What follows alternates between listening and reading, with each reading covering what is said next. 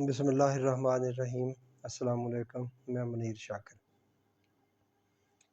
جو روایات ہمارے تک پہنچی ہیں، یہ پتہ ہے راوی در راوی، راوی در راوی، شہادت در شہادت سنی ہوئی بات ہے۔ اس نے اس سے سنی، اس نے اس سے سنی۔ آپ ذرا خود اندازہ لگا لیں کہ عدالت میں اس بات کی کیا حیثیت ہوتی ہے، قانون میں اس بات کی کیا حیثیت ہوتی ہے۔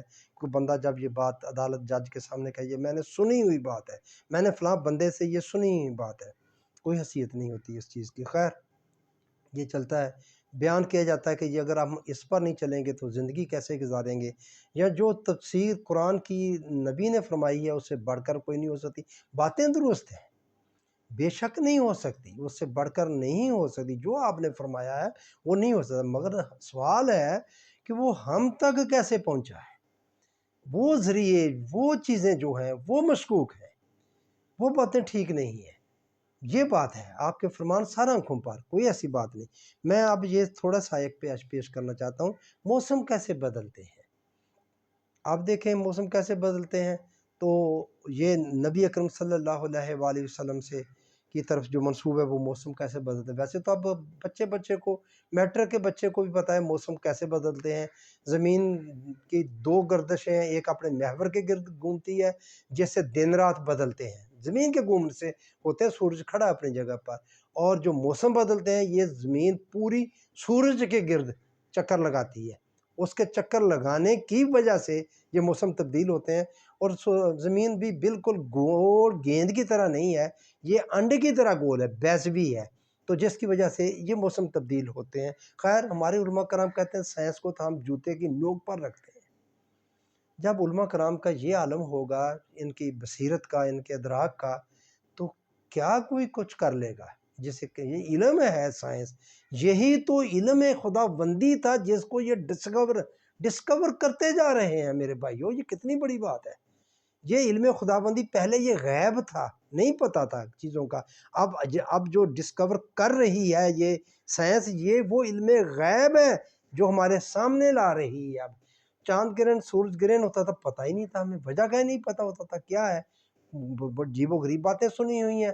زمین کو کسی بیل نے ایک سینگ پر اٹھایا ہوا ہے، اور جب وہ اس کا سینگ تھک جاتا ہے وہ دوسرے پہ آتا تھا، نہیں ساری یہ زلزلے کی بات ہے، تو وہ زلزلہ اس طرح آتا ہے، سورج گرہن کے بعد چاند پر، وہ بھی پتہ نہیں کیا کیا کہانیاں بنائی، اور اس وقت کیا کیا حرکتیں کرتے ہیں، اور اب بھی کرتے ہیں۔ اب پتہ چلا، وہ سامنے آ گئی بات، اب وہ غیب ختم ہو گیا، اب پتہ چل گیا کہ اس کی یہ وجہ ہے، اس طرح سورج گرہن اور چاند گرہن لگتا ہے۔ تو اب سائنس وہ علم غیب جو ہے، جو علم خدا بندی ایک طرح سے آپ کہیں، اس کو ڈسکور کرتی جا رہی ہے، ہمارے سامنے لاتی جا رہی ہے۔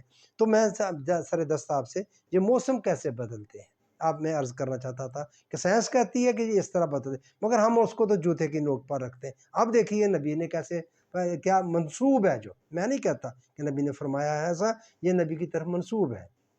حضرت ابو ہریرہ رضی اللہ عنہ کہتے ہیں کہ نبی صلی اللہ علیہ وآلہ وسلم نے فرمایا کہ دوزخ نے اپنے پروردگار سے شکایت کی کہ میرے پروردگار، میرا ایک حصے نے میرے دوسرے حصے کو کھا لیا، تو اللہ تعالیٰ نے اسے 2 مرتبہ سانس لینے کی اجازت دے دی، ایک سانس جاڑوں میں سردیوں میں، اور ایک سانس گرمی میں۔ پس جب تم، اگر مفہوم ہے، پس تم جو سخت سردی دیکھتے ہو یہ بھی جہنم کا سانس ہے۔ جب وہ سانس پیچھے کھینچتی ہے جہنم تو سردی آ جاتی ہے، جب وہ باہر پھینکتی ہے تو گرمی آ جاتی ہے۔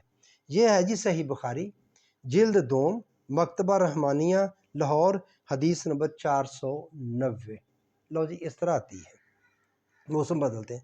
جو بندہ یہ جانتا ہے کہ موسم زمین کے سورج کے گرد گھومنے سے بدلتے ہیں یا پیدا ہوتے ہیں، اس کے نزدیک ایسی باتوں کی کیا حیثیت، ایسی بے سروپا باتیں، اور وہ بھی نبی صلی اللہ علیہ وآلہ وسلم کی طرف منسوب، استغفر اللہ۔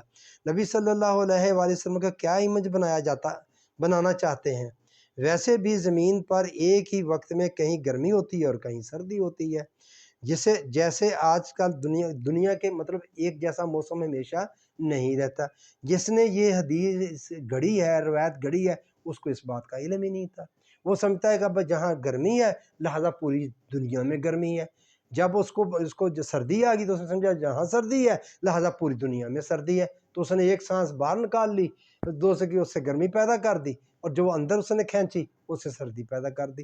جب ہمارے ہاں اتنی سردی ہوتی ہے تو آسٹریلیا میں اس جنگلوں میں آگ لگی ہوتی ہے، اتنی زیادہ گرمی ہوتی ہے ادھر بر اعظم آسٹریلیا میں۔ تو میرے بھائیوں یہ دیکھیں، جب یہ پڑھا لکھا بچہ 9ویں کلاس 10ویں کلاس یا ایف اے کا آگے وہ یہ باتیں سنے گا تو وہ دین سے برگشتہ نہیں ہوگا تو کیا ہوگا؟ وہ نبی سے ایک طرح سے معاذ اللہ استغفر اللہ برگشتہ نہیں ہوگا تو کیا ہوگا؟ کہ نبی اس طرح کی باتیں بیان کر کے گئے تھے، جس کی جو سائنس آپ دیکھ رہے ہیں، سائنس آنکھوں سے دیکھی ہوئی بات ہے نا، مشاہدے کی بات ہوتی ہے، پتہ ہوتا ہے سامنے ہو رہا ہے ویسا، اس پر وہ پیشین گوئیاں کرتے ہیں، وہ بالکل 100% درست ہوتی ہیں۔ پتہ ہے کہ زمین گھومتی ہے تو اس پر جو سورج گرہن چاند گرہن کی پیشین گوئی سال پہلے بتا دیتے ہیں، وہ اسی وقت ایک منٹ اور سیکنڈ کا بھی فرق نہیں آتا، جگہ کا بھی فرق نہیں آتا۔ فلاں ملکوں میں پورا دیکھا جائے گا، فلاں ملکوں میں جزوی طور پر دیکھا جائے گا، فلاں ملکوں میں آپ نہیں دیکھ سکیں گے۔ لو جی، وہ پوری اور اسی طرح ہی ہوتا ہے، سال پہلے بتا دیتے ہیں، وہ اس سے بھی پہلے بتا سکتے ہیں، لیکن چونکہ سال شروع ہوتا ہے وہ سارا اپنا شیڈول اس طرح کا وہ بتا دیتے ہیں۔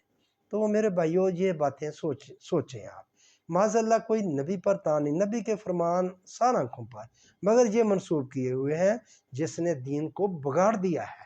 یہ قصے کہانیاں ہیں، مولوی ہمیں سناتے ہیں، ان کی باتوں پر آپ غور کیا کریں، میں نے کان درا کریں اور انہی کی باتوں سے ان کا تضاد بیان کیا کریں، بتایا کریں کہ یہ بات ہے، یہ آپ کیسے بیان کرتے ہیں کہ فساد نہیں، آپ نے بات کو حق بات کو بھی آگے پھیلانا ہے نا، بتانا ہے، یہ ہمارے دشمن نہیں ہے جو کچھ کر رہے ہیں وہ اپنے علم کے مطابق کر رہے ہیں، بتائیں کہ آپ یہ باتیں، یہ قصے کہانیاں ہیں جو بچوں کو سلانے کے لیے استعمال ہوتی تھیں، تو اب یہ باتیں ایسی نہیں ہیں، ہم بڑے ہو گئے ہیں، لوگ بہت آگے چلے گئے ہیں، تو ایسی باتیں کر کے نبی کے بارے میں بھی جو کافر لوگ ہیں وہ کیا سوچتے ہوں گے کہ ان کا نبی کیا باتیں کر کے گیا ہے؟ اصل میں حقیقت تو یہ ہے۔ تو بس یہی بات میں نے آپ سے کرنا تھی، آپ کی مہربانی آپ نے سنی، تو آپ سے ریکویسٹ ہے کہ آپ پلیز میرے چینل کو سبسکرائب کر دیا کریں، لائک کر دیا کریں، شیئر کر دیا کریں، آپ کا شکریہ۔